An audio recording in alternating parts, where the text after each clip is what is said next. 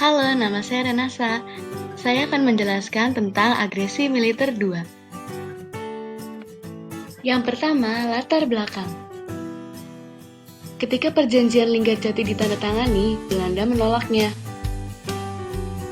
Kemudian Dewan PBB datang melalui KTN dan dicapailah kesepakatan di wilayah Pelabuhan Jakarta pada kapal Amerika di USS Renville.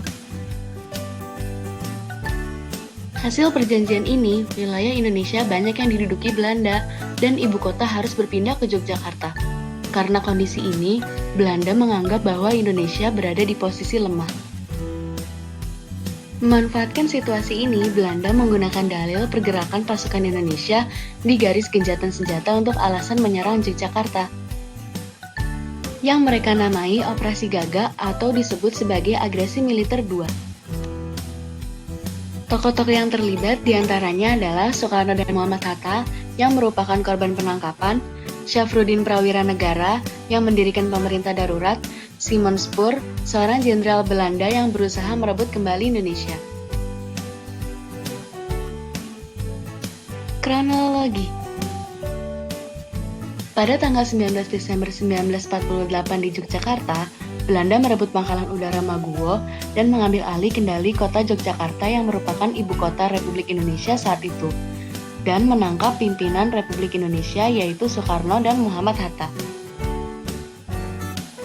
Namun sebelum diasingkan, Presiden Soekarno memberikan surat kuasa kepada Syafruddin untuk mendirikan pemerintahan darurat. Perlakuan ini dianggap sebagai sebuah kemenangan besar yang diperoleh Belanda, sebab dapat menawan pucuk pimpinan bangsa Indonesia. Namun hal tersebut menuai kecaman luar biasa yang tak diduga sebelumnya oleh pihak Belanda, terutama dari pihak Amerika Serikat yang menunjukkan rasa simpatinya terhadap bangsa Indonesia. Dampaknya bagi Indonesia, yang pertama, terpaksa untuk mendirikan pemerintahan darurat. Yang kedua, banyaknya korban tewas ketika terjadi serangan di Maguwo. Yang ketiga, beberapa bangunan di kota Yogyakarta yang penting hancur akibat serangan.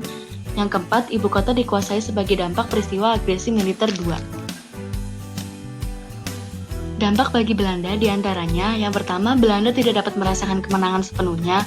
Yang kedua, TNI melakukan perlawanan balik dan Belanda berhasil dilumpuhkan. Yang ketiga, Belanda mengatakan bahwa pemerintahan Indonesia sudah tidak ada lagi. Namun, pemerintahan darurat Syarifuddin berhasil menunjukkan pada dunia bahwa RI masih ada. Sekian dari video ini, terima kasih telah menonton, sampai jumpa.